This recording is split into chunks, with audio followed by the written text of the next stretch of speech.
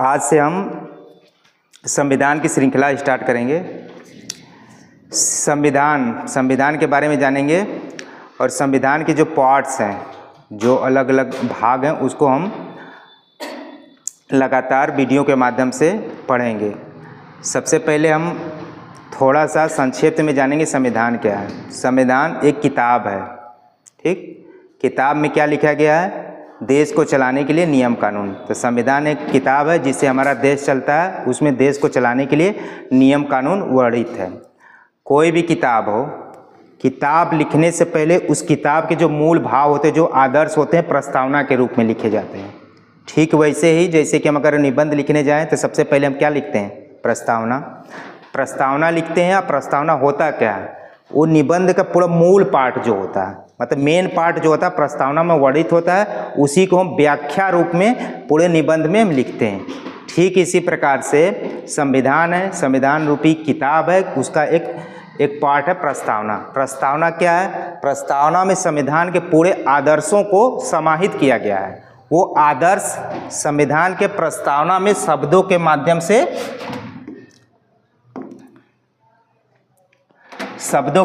से समझाया गया है। प्रस्तावना क्या है? प्रस्तावना संविधान के आदर्शों को बताता है, मतलब संविधान के मूल वाक्य को बताता है। संविधान का जो मेन पार्ट, जो संविधान का आदर्श है, उसको बताता है। उस आदर्श को इस प्रस्तावना में शब्दों के माध्यम से समझाया गया है। अब हम ये जानते हैं कि प्रस्तावना का कॉन्सेप्ट कहाँ से आया। हाँ, प्रस्तावना शब्द कहाँ से आया हमारे संविधान में? तो इसके पीछे की एक कहानी है। पहले हम क्या थे? अंग्रेजों के गुलाम थे। अंग्रेजों द्वारा शासन किए जाते थे, अंग्रेजों द्वारा नियम कानून बनाए जाते थे हमारे देश को चलाने के लिए, हमको नियंत्रित करने के लिए। लेकिन जब हमारा देश स्वतंत्र हो गया तो हमको अपना खुद का संविधान बनाने की ज़रूरत पड़ी। अपने देश को चलाने के लिए हम स्वयं अपने तरीके से नियम कानून बनाएं, जिससे कि हम अपने देश को अच्छे ढंग से चला सकें। तो अपना संविधान बनाने के लिए एक संविधान सभा का गठन किया गया था। संविधान सभा का गठन किया गया, नाम से ही पता चल रहा है कि संविधान सभा मतलब बहुत लोगों की एक सभा, मतलब समिति, मतलब बहुत सारे मेंबर्स उसमें बैठे रहेंगे। उस मेंबर्स में सर्वप्रथम पंडित जवाहरलाल नेहरू संविधान सभा के समक्ष आते हैं, मतलब सामने आते हैं, और वो बताते हैं, एक पैराग्राफ्स पढ़ते हैं, जो कि आपके स्क्रीन पे दिखाया गया। पैराग्राफ्स पढ़ते हैं, वो उद्देश्य का एक टारगेट सेट करते हैं कि हमारा संविधान कैसा हो, उसी को एक पैराग्राफ्स के माध्यम से पढ़ते हैं, जो कि यहाँ पे स्क्रीन पे दिखाया गया। तो वही जब हमारा ये कब पढ़ना स्टार्ट करते हैं? 13 दिसंबर 1946 को। 13 दिसंबर 1946 को संविधान सभा के सम्मुख पंडित जवाहरलाल नेहरू आते हैं और अपना एक टारगेट सेट करते हैं, एक पैराग्राफ्स के माध्यम से, और बताते हैं कि हमारा संविधान कैसा होना चाहिए। जब संविधान ये टारगेट सेट करने लगते हैं, फिर संविधान बनने की प्रक्रिया स्टार्ट हो जाती है। फिर संविधान बनने में कितना टाइम लगता है? 2 वर्ष 11 माह 18 दिन। जब संविधान बनने की अंतिम प्रक्रिया स्टार्ट होती है तो इस उद्देश्य को, जो टारगेट सेट किए रहते हैं पंडित जवाहरलाल नेहरू, सभी सदस्य जो वहाँ सम्मिलित होते हैं उसको प्रस्तावित कर देते हैं, कहते हैं कि नहीं ठीक है। तो एक मत से प्रस्तावित हो जाता है, और उसी पे हमारा इसी को आदर्श मानते हुए हमारा संविधान की प्रक्रिया पूर्ण हो जाती है। चूंकि वो प्रस्तावित की जाती है, तो इसीलिए इनकी उद्देशिका को हम लोग प्रस्तावना भी कहते हैं। किताबों में हम पढ़े होंगे कि उद्देशिका कहिए चाहे प्रस्तावना कहिए, दोनों एक ही चीज है, उद्देशिका या प्रस्तावना। उद्देशिका कब कहेंगे? जब पंडित जवाहरलाल नेहरू 13 दिसंबर 1946 को संविधान सभा के सम्मुख प्रस्तुत हुए और अपना टारगेट सेट किए कि हमारा संविधान कैसा होना चाहिए, तो उस चीज़ को हम उद्देशिका कहते हैं। उसी उद्देशिका को संविधान सभा में मौजूद सभी सदस्य एक मत से प्रस्तावित कर देते हैं, तो उस उद्देश्य को क्या कहा जाने लगता है? प्रस्तावना। तो हम चाहे उद्देशिका कहें चाहे प्रस्तावना कहें। अब वो जो उद्देशिका, वो जो प्रस्तावना पंडित जवाहरलाल नेहरू संविधान सभा के समक्ष बोले थे, उसको हम पढ़ते हैं, फिर उसके छोटे छोटे शब्दों को हम लोग व्याख्या करते हैं। इसको अगर आप याद कर लेंगे तो इसको समझने में ज़्यादा आसानी होगी। जैसे हमको देखिए याद है, हम भारत के लोग भारत को एक संपूर्ण प्रभुत्व संपन्न समाजवादी पंथ निरपेक्ष लोकतंत्रात्मक गणराज्य बनाने के लिए तथा उसके समस्त नागरिकों को सामाजिक, आर्थिक और राजनीतिक न्याय, विचार, अभिव्यक्ति, विश्वास, धर्म और उपासना की स्वतंत्रता, प्रतिष्ठा और अवसर की समता प्राप्त करने के लिए तथा उन सब में व्यक्ति की गरिमा और राष्ट्र की एकता और अखंडता सुनिश्चित करने वाले बंधुता बढ़ाने के लिए दृढ़ संकल्प होकर अपनी इस संविधान सभा में आज तारीख 26 नवंबर 1949 को एतत् द्वारा इस संविधान सभा को अंगीकृत, अधिनियमित और आत्मार्पित करते हैं। अब देखिए इसमें बहुत सारे शब्द वर्णित किए गए। इसमें देखिए क्या क्या कहा गया है। न्याय की बात की गई। कितने प्रकार के न्याय की बात की गई है? सामाजिक, आर्थिक और राजनीतिक न्याय, यानी न्याय कितने बात की गई है? 3। स्वतंत्रता की बात की गई। कितने स्वतंत्रता की बात की गई है? विचार की स्वतंत्रता, अभिव्यक्ति की स्वतंत्रता, विश्वास की स्वतंत्रता, धर्म की स्वतंत्रता और उपासना की स्वतंत्रता। टोटल कितने स्वतंत्रता की बात की गई है? 5। अब इन सारे शब्दों को हम बारी बारी से समझने की कोशिश करते हैं। सबसे पहले देखिए, अगर उद्देशिका को हम पार्ट में बांटें तो उद्देशिका को हम 3 पार्ट में बांट सकते हैं। पहला पार्ट प्रस्तावना या उद्देशिका। उद्देशिका को हम लोग 3 पार्ट में बांट सकते हैं।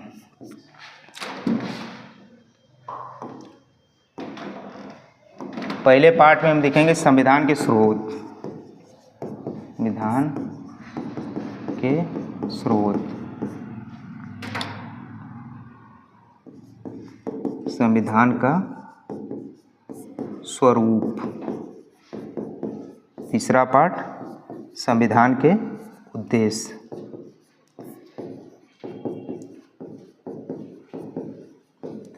देखिए इस पूरे प्रस्तावना को, उद्देशिका को हम 3 पार्ट में बांटे तो कुछ इस प्रकार से बांटेंगे। पहले संविधान के स्रोत, संविधान का स्वरूप कैसा है, संविधान का उद्देश्य क्या है। तो सबसे पहले संविधान का स्रोत क्या है। देखिए संविधान, यह प्रस्तावना का शुरुआती लेटर किससे स्टार्ट हुआ? हम भारत के लोग।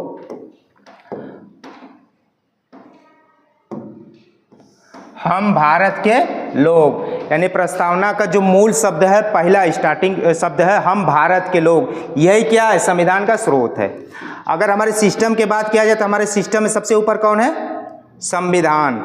लेकिन अगर संविधान को अगर शक्ति कोई देने वाला है तो कौन है? हम लोग हैं, हम भारत के लोग हैं। तो अगर इसको कहा जाए कि संविधान को शक्ति देने वाला कौन है? हम भारत के लोग हैं, यानी संविधान का स्रोत कौन है? हम भारत के लोग। तो संविधान के स्रोत में कौन सा आएगा? हम भारत के लोग। भारत के लोग संविधान के स्रोत के रूप में अगर देखा जाए तो संविधान का स्रोत का मूल बिंदु क्या है? हम भारत के लोग, हम पब्लिक्स। लेकिन अब अगर इसके बाद क्या है कि संविधान का स्वरूप कैसा है। संविधान के स्वरूप में हम 5 पॉइंट्स का वर्णन करेंगे। 5 पॉइंट्स, 5 बिंदु। कौन कौन से बिंदु हैं? देखिए, संपूर्ण प्रभुत्व संपन्न समाजवादी पंथ निरपेक्ष लोकतंत्रात्मक गणराज्य। तो हमारा संविधान का स्वरूप कैसा है? संपूर्ण प्रभुत्व संपन्न है, समाजवादी है, पंथ निरपेक्ष है, लोकतंत्रात्मक है, गणराज्य है। अब इस शब्दों को हम बारी बारी से समझने की कोशिश करते हैं। सबसे पहले हम जानेंगे कि संपूर्ण प्रभुत्व संपन्न का मतलब क्या होता है। क्या मतलब होता है? संपूर्ण प्रभुत्व संपन्न का मतलब होता है कि हमारा कोई भी मामला हो, चाहे हमारा देश का आंतरिक मामला हो, चाहे बाह्य मामला हो, हमारे देश की सरकार, हमारे देश की पब्लिक निर्णय लेने के लिए स्वतंत्र है, न कि किसी अन्य दूसरे देश पर निर्भर है।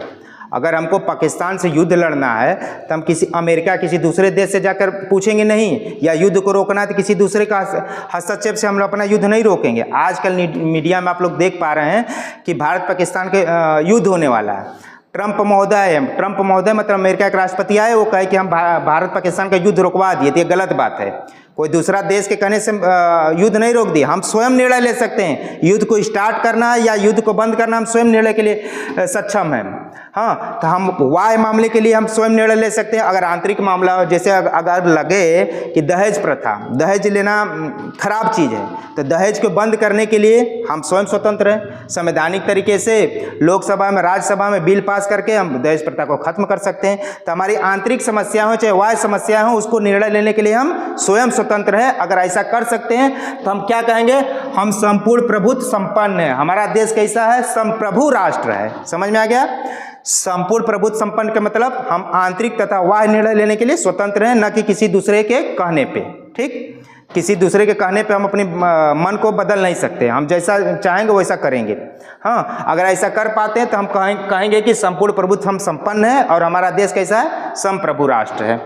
अब समाजवादी का मतलब क्या होता है? समाजवादी का मतलब होता है समानता। अगर सब लोग समान रूप से हैं, सब लोग बराबरी में हैं या बराबरी में आने की कोशिश कर रहे हैं, तो हम कहेंगे कि हम लोग समाजवादी हैं।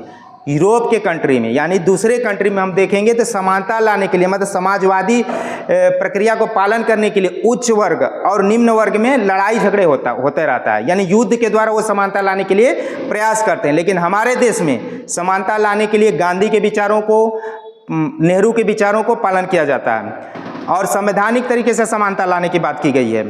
जैसे अगर कोई गरीब है या कोई पढ़ाई के क्षेत्र में पिछड़ा हुआ है तो उनको थोड़ा सा आरक्षण देके उनको समानता में लाने की कोशिश किया जा रहा है। अगर कोई गरीब वर्ग है, रोजगार करना चाहता है, तो सरकार उसको सहूलियत देती है। स्टार्टअप लगाने के लिए, कंपनी चलाने के लिए उसको कुछ ऋण, ब्याज कुछ मुहैया कराती है ताकि वो भी अपना रोजगार चला सके और उसके बराबरी में आ सके। तो हम लोग समाजवादी बनने के लिए, समाजवादी का मतलब समान रूप से आने के लिए किस प्रक्रिया का पालन करते हैं? संवैधानिक प्रक्रिया का पालन करते हैं, न करके लड़ाई झगड़ा का पालन करते हैं। समझ में आ गया? समाजवादी मतलब समानता, सब लोग बराबरी में आए। फिर उसके बाद है पंथ निरपेक्ष। पंथ निरपेक्ष का मतलब क्या होता है? धर्म से निरपेक्ष। पंथ निरपेक्ष का मतलब होता है कि हमारा व्यक्ति विशेष का तो धर्म हो सकता है, हम हिंदू हैं, कोई मुस्लिम है, कोई सिख है, कोई ईसाई हो सकता है, लेकिन राज्य का कोई धर्म नहीं होता, हमारे देश का कोई धर्म नहीं होता, हमारे राष्ट्र का धर्म नहीं होता। हम ऐसा नहीं कर सकते कि हम हिंदू कंट्री है, लेकिन वही दूसरे देशों में जाओगे, पाकिस्तान में जाओ तो कहोगे इस्लामिक कंट्री है। तो इस्लामिक कंट्री यानी धर्म है, यानी धर्म पंथ निरपेक्ष वो नहीं है। मतलब पंथ को ध्यान में रखते हुए अपने देश की कल्पना करता है। वो कहता है कि हम इस्लामिक कंट्री है, जबकि हमारे देश में ऐसा कुछ है? ऐसा अभी तक नहीं हो पाया कि हम हिंदू कंट्री है। तो हम क्या है? धर्म से निरपेक्ष है। हाँ, हालांकि व्यक्ति विशेष का धर्म है, लेकिन हमारे देश का धर्म, हमारे राज्य का कोई धर्म नहीं है। अब हम बात करते हैं लोकतंत्रात्मक। देखो, हमारे संविधान की, हमारे शासन प्रशासन की सबसे बड़ी खूबसूरती है लोकतंत्रात्मक व्यवस्था। हाँ, यानी कि जो भी निर्णय लेगा, जो भी मतलब शासन पर सत्ता करेगा, उसमें भागीदार कौन है? हम भारत के लोग हैं, हम संपूर्ण जनता है। अगर हमारे देश का निर्माण करना है, हमारे देश का संविधान बनाना है, हमारे देश का नियम कानून बनाना है, तो विधि सम्मत तरीके से हम चुनाव लड़ते हैं, चुनाव प्रक्रिया को पालन करते हैं, फिर संसद में जाते हैं, विधानसभा में जाते हैं और अपने विचारों को व्यक्त करके हम अपने देश के नीति निर्माण में, देश को बनाने में भागीदार बनते हैं। उसी को कहते हैं लोकतंत्रात्मक व्यवस्था। ऐसा मनमानी तो नहीं है ना, कोई विशेष लोग, कोई राजा लोग, कोई अमीर लोग, कोई उच्च वर्ग लोग पहुंच गए, देश को चलाने के लिए नियम कानून बना दिए। अगर ऐसा होता तो तानाशाही सरकार कही जाती है। यानी अपने देश को नीति निर्माण बनाने में, अपने देश को भागीदारी में हिस्सा लेने में सबका हाथ है। एक प्रत्येक हम भारत के लोग, सभी लोगों का हाथ है। तो ऐसी व्यवस्था को हम कौन सी व्यवस्था कहेंगे? लोकतंत्रात्मक व्यवस्था कहेंगे। अब गणराज्य। गणराज्य का मतलब क्या होता है? गणराज्य का मतलब क्या हो? हमारे देश को चलाने वाला संवैधानिक प्रमुख या वास्तविक प्रमुख विधि सम्मत चुना जाएगा। संवैधानिक प्रमुख किसको कहते हैं? राष्ट्रपति को। वास्तविक प्रमुख किसको कहते हैं? प्रधानमंत्री को। तो ये प्रधानमंत्री, राष्ट्रपति प्रत्यक्ष या अप्रत्यक्ष रूप से निर्वाचित होते हैं, जनता के द्वारा चुने जाते हैं, तभी वो ऐसा कर पाते हैं, कोई हमारे देश के लिए निर्णय ले पाते हैं। यानी हमारे देश को जो संवैधानिक प्रमुख है, वास्तविक प्रमुख है, अपनी इच्छा से नहीं बन जाता है, बल्कि वो एक निर्वाचित प्रक्रिया को पालन करते हुए, चुनाव प्रक्रिया से गुजरते हुए उस पद पर पहुंच पाता है। लेकिन इसके पहले क्या था? राजतंत्र व्यवस्था थी। राजतंत्र व्यवस्था में क्या होता है, राजा है, फिर अगला राजा कौन बनेगा, उसका लड़का है, पीढ़ी दर पीढ़ी उसका शासन प्रशासन ट्रांसफर होता रहता था। ऐसी व्यवस्था को राजतंत्रात्मक व्यवस्था कहेंगे। ये राजतंत्रात्मक व्यवस्था नहीं है। हमारे यहाँ कौन सी व्यवस्था है, गणराज्य है। गणराज्य, गणराज्य का मतलब होता है कि हमारे देश को चलाने वाला संवैधानिक प्रमुख या वास्तविक प्रमुख अपने मनमानी ढंग से देश को नहीं चला सकता, बल्कि विधि सम्मत ढंग से निर्वाचित होकर चुनाव के माध्यम से चुनने के बाद ही अपने देश को चला सकता है। वो कोई भी जा सकता है। ऐसा तो नहीं कि राजा का लड़का राजा ही राज करेगा, ऐसा नहीं है। तो अगर ऐसा नहीं है तो कौन सी व्यवस्था है यहाँ पर हमारे देश में, गणराज्य है। समझ में आ गया।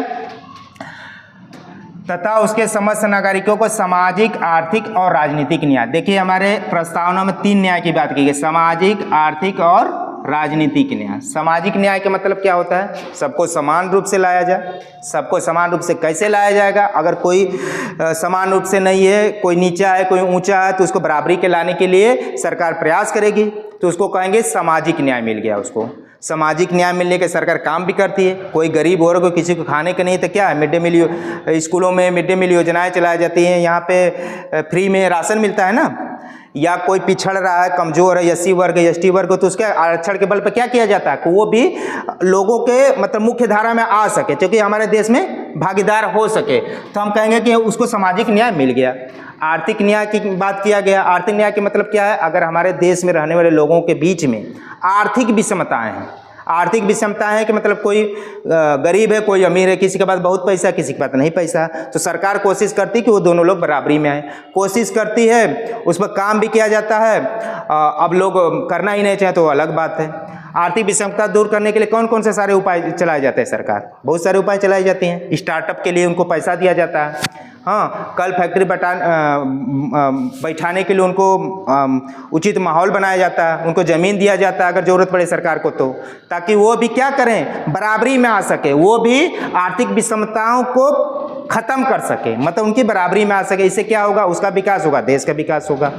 फिर बात की गई राजनीतिक न्याय। राजनीतिक न्याय का मतलब ये होता है चुनाव प्रक्रिया में, राजनीतिक प्रक्रिया में सब लोग भाग ले सकते हैं। हम अगर प्रधानी की चुनाव लड़ने चाहे तो कोई सरकार हमको रोक नहीं सकता, हम बीटीसी का चुनाव लड़ना चाहे तो कोई रोक नहीं सकता, हम विधानसभा का सदस्य बने तो हमें कोई रोक नहीं सकता, हम भी उम्मीदवार हैं, हम 21 वर्ष के हैं, हम सारी योग्यता रखते हैं तो हम चुनाव लड़ सकते हैं। तो ऐसी बात, इस प्रकार की प्रक्रिया को क्या कहते हैं, अगर ऐसा कर पाते हैं, कोई मतलब रोक टोक नहीं है, तो हम कहेंगे उसको राजनीतिक न्याय मिल रहा है। तो कितने प्रकार के न्याय की बात की गई है, 3 प्रकार के न्याय की बात की गई है। कौन सा न्याय, सामाजिक न्याय, आर्थिक न्याय और राजनीतिक न्याय। अब कहा गया है विचार, अभिव्यक्ति, विश्वास, धर्म और उपासना की स्वतंत्रता। विचार की स्वतंत्रता है, अगर किसी ऑफिस में चले गए हैं, ऑफिस वाला आदमी क्या है, आपसे बड़ा है, प्रभावशाली है, वो कुछ भी बोलता है लोग सुन पाते हैं, गलत भी बोलता है तो भी सुन रहे हैं। लेकिन हमारे प्रस्तावना में, हमारे संविधान में कहा गया है कि अगर वो गलत बोल रहा है तो आपको चुप नहीं रहा है, आपकी स्वतंत्रता है कि अपना विचार आप उसके पास रख सकते हैं। तो विचार की स्वतंत्रता, अभिव्यक्ति की स्वतंत्रता। अभिव्यक्ति की स्वतंत्रता मतलब हम स्वतंत्र हैं, कहीं पे भी बस सकते हैं, कहीं पे भी रह सकते हैं, अपना खुद का विकास कर सकते हैं, अपने खुद का विकास करने के साथ साथ देश का भी विकास कर सकते हैं। जैसे कि अगर अभिव्यक्ति की स्वतंत्रता मिल गई तो आप क्या करेंगे, आतंकवादी बन जाएंगे, ऐसी बात नहीं कहेंगे। आपको अभिव्यक्ति की स्वतंत्रता मिली हुई है, लेकिन पॉजिटिव तरीके से रहते हुए आप देश के विकास में, अपने विकास में भागीदार बने, न कि आतंकवादी बन करके 2-4 लोग मौजे से लेके उड़ा दें। हाँ, तो वो वैसी स्वतंत्रता की बात नहीं की गई, उस प्रकार की स्वतंत्रता की बात की गई कि हम अगर उत्तर प्रदेश में रह रहे हैं तो महाराष्ट्र में भी चले जाएं, जम्मू कश्मीर में भी चले जाएं, बंगलोर में भी चले जाएं, अपना वहाँ पर कल फैक्ट्री लगा लें, अपना खुद का विकास करें, जीएसटी के माध्यम से सरकार को जीएसटी टैक्स दें और जिससे देश का भी विकास हो, तब हम कहेंगे कि हमारी अभिव्यक्ति की स्वतंत्रता है। ठीक। धर्म और उपासना की स्वतंत्रता, हम किसी भी धर्म को माने, हम स्वतंत्र हैं, हम चाहे तो हिंदू धर्म को माने, चाहे ईसाई धर्म का, कोई रोका है थोड़ो। हमारे संविधान में, हमारे प्रस्तावना में कहा गया है कि हमको किसी भी धर्म को मानने के लिए हम स्वतंत्र हैं। उपासना की स्वतंत्रता, उपासना की मंत्रा, हम चाहे गणेश के पूजे, चाहे राधे के पूजे, चाहे श्री राम को पूजे, ऐसा कुछ नहीं, हम किसी को पूजे, किसी का उपासना कर सकते हैं, हमको स्वतंत्रता मिली हुई है। लोग विवाद करते हैं कि वो राधे को पूजते हैं, वो शंकर भगवान को पूजते हैं, ऐसा कुछ नहीं। हमारे संविधान में उपासना की स्वतंत्रता है, हम फ्री हैं, चाहे हम शंकर भगवान की पूजा करें, चाहे ईसाई धर्म की पूजा करें, चाहे बजरंग बली की पूजा करें, हमको स्वतंत्रता मिली हुई है। अब बात किया गया उन सब में व्यक्ति की गरिमा और राष्ट्र की एकता और अखंडता की बात की गई। व्यक्ति की गरिमा की बात की गई है, हाँ, प्रतिष्ठा और अवसर की समता प्राप्त करनी, ये चीज़ हो गया हो। प्रतिष्ठा और अवसर की समता, सबको समान रूप से प्रतिष्ठा मतलब प्रतिष्ठित होने के लिए, मतलब हमको भी मान सम्मान बराबर मिले, उसकी बात की गई है। सबको अवसर की समानता की बात की गई। अवसर की समता का मतलब समानता का मतलब क्या है?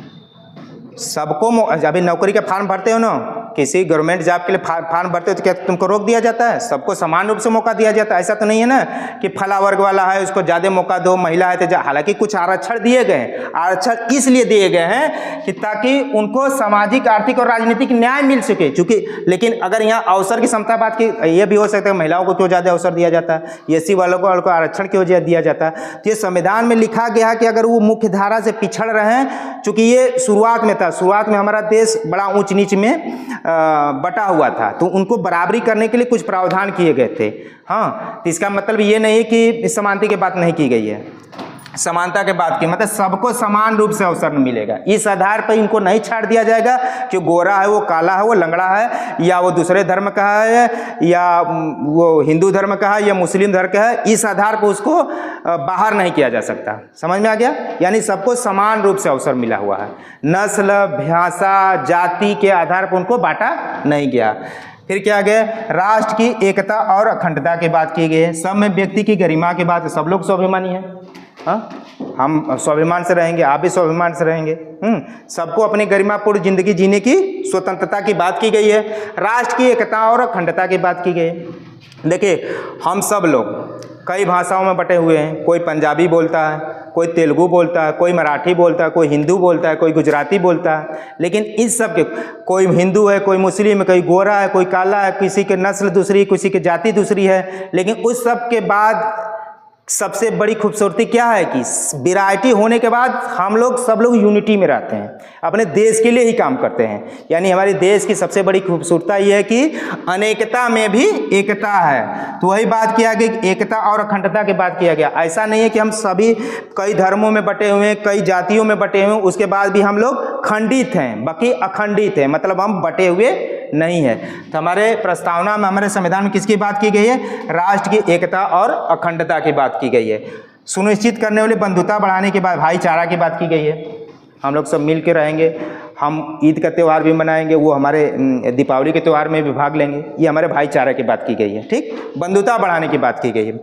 ये सब पूरा उद्देशिका में, मतलब जब पंडित जवाहरलाल नेहरू संविधान सभा के सम्मुख आए, जो टारगेट सेट किए थे, यही शब्द बोले थे। देखिए कितना खूबसूरत चीज है।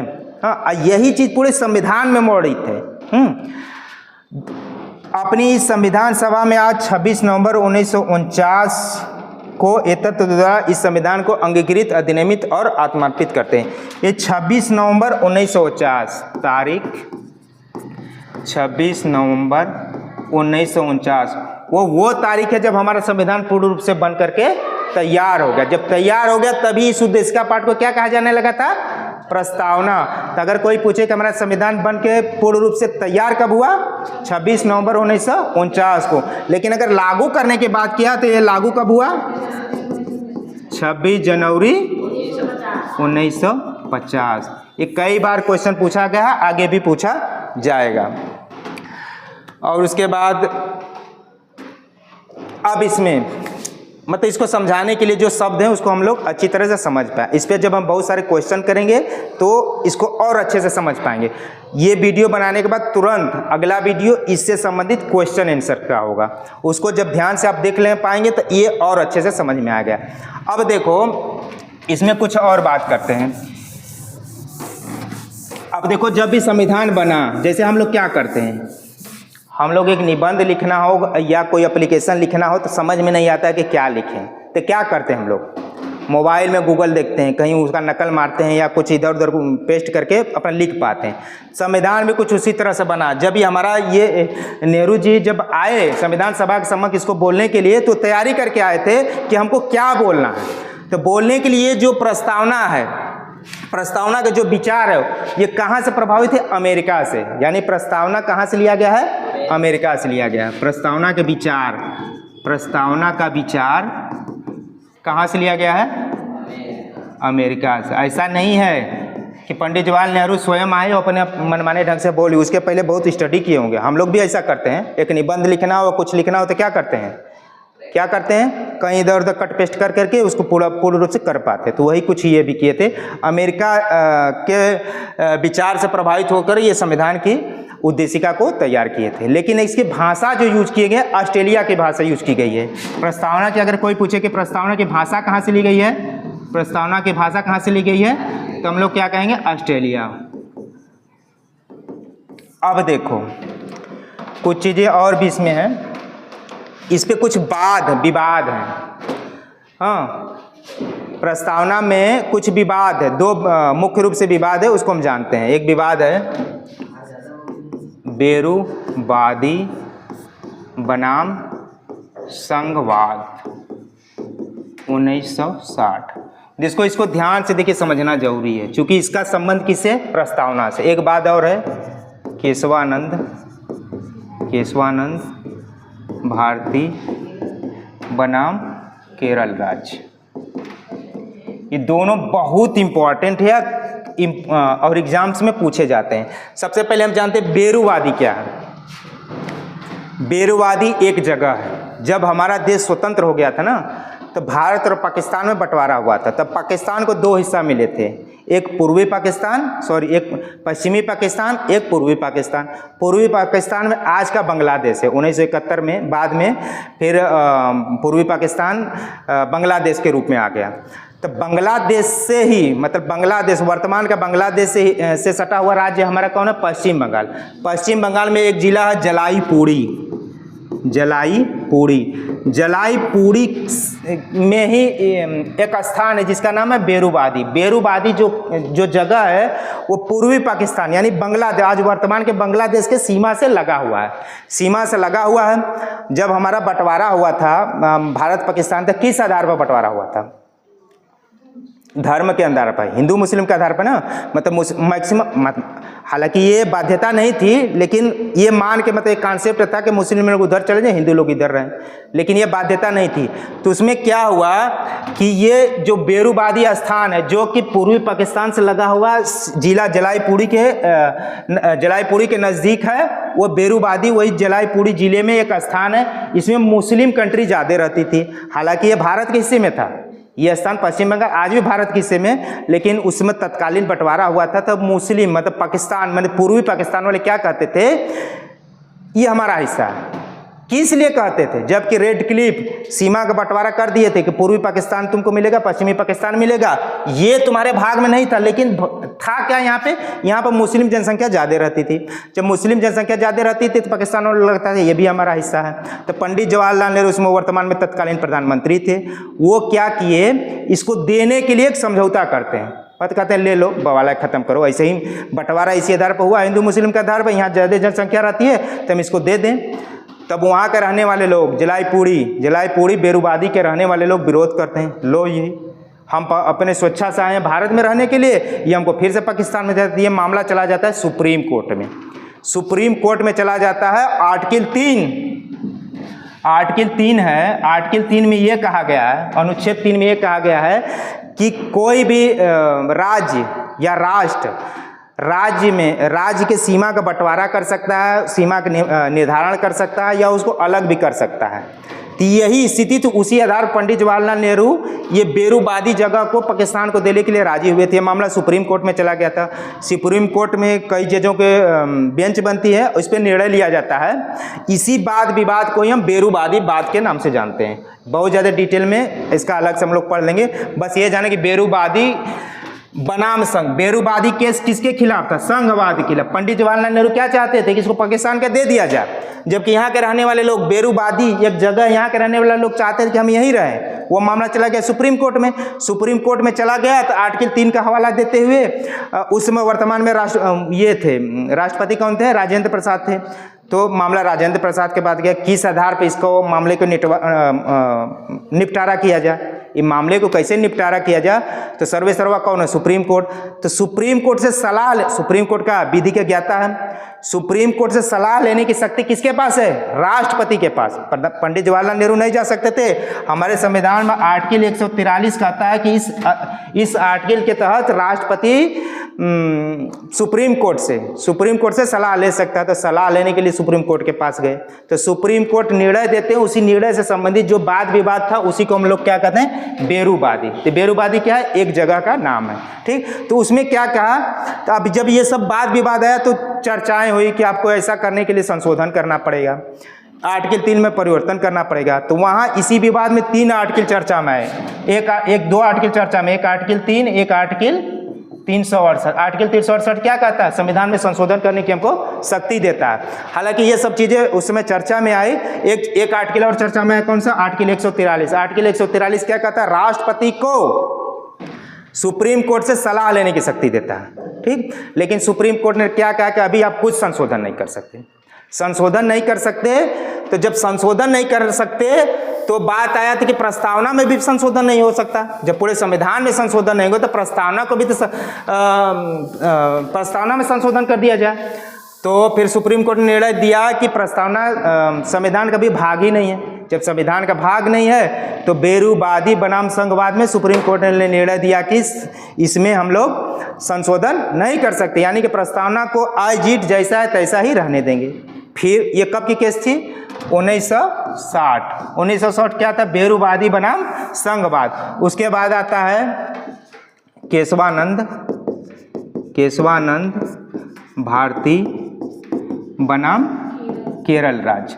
अब इसको भी थोड़ा सा जान जाते हैं, बहुत इंपॉर्टेंट है, 1973 बहुत इंपॉर्टेंट है। केशवानंद भारती बनाम केरल राज्य। देखो जब हमारा देश का बंटवारा, देखो कब के, 1973, लगभग बंटवारा के बाद के 10-20 साल के आसपास की बात है। तो उसमें केशवानंद भारती कौन थे, एक मठाधीश थे, बहुत सारा जमीन कब्जा किए हुए थे। उसमें जमींदारी प्रथा का जो नुकसान हम लोग झेल पाए थे, हाँ, मतलब बहुत सारा जमीन कब्जा कर पाए थे। तो केरल राज्य में क्लेम कर देता है इनको कि बहुत सारा जमीन आप नहीं हथिया सकते हैं। बहुत सारे कई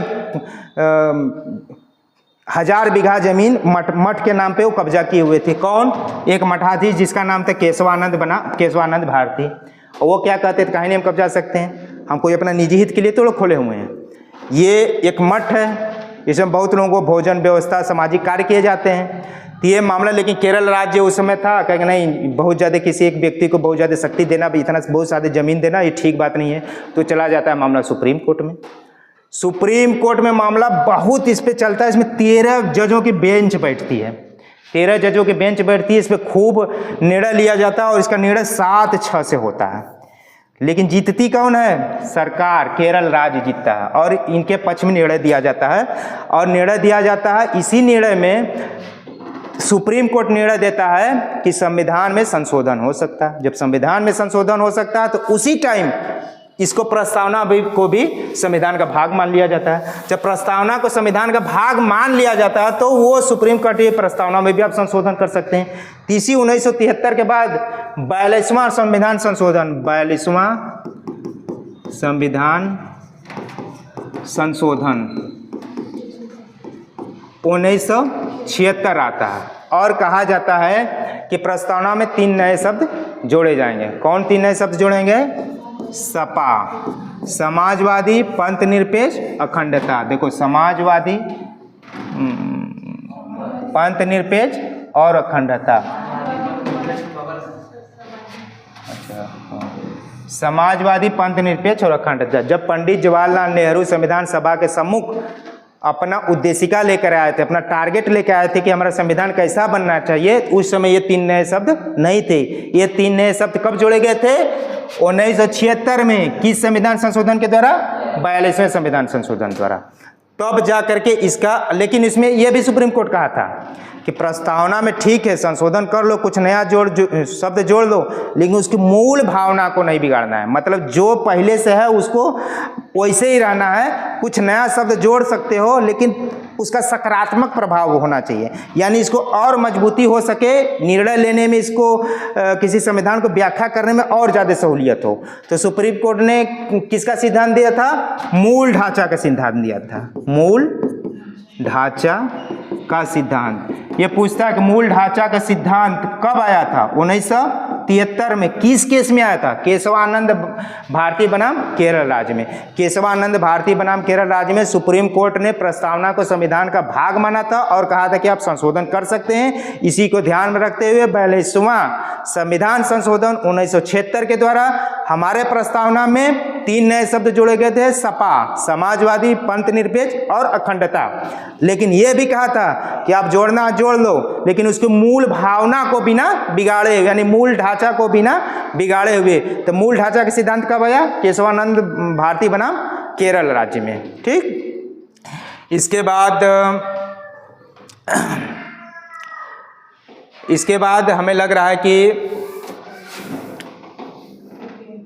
भारत के संविधान मतलब उद्देशिका में इससे ज़्यादा, और इसको क्या कहा जाता है? इसको हमारे प्रस्तावना को हमारे संविधान की आत्मा कहा जाता है। ठीक, 2 प्रकार के क्वेश्चन पर संविधान की आत्मा किसको कहा जाता है? प्रस्तावना को कहा जाता है। कभी कभी पूछा जाता है कि डॉक्टर भीमराव अंबेडकर के अनुसार संविधान की आत्मा किसको कहा जाता है? तो मौलिक अधिकार में आर्टिकल 32 से संवैधानिक उपचारों का अधिकार। तो अगर नाम से लिख के आए कि डॉक्टर भीमराव अंबेडकर के अनुसार संविधान की आत्मा किसको कहा जाता है, तो आर्टिकल 32 को कहा जाएगा। लेकिन केवल ये पूछे कि संविधान की आत्मा किसे कहा जाता है, तो प्रस्तावना कहा जाएगा।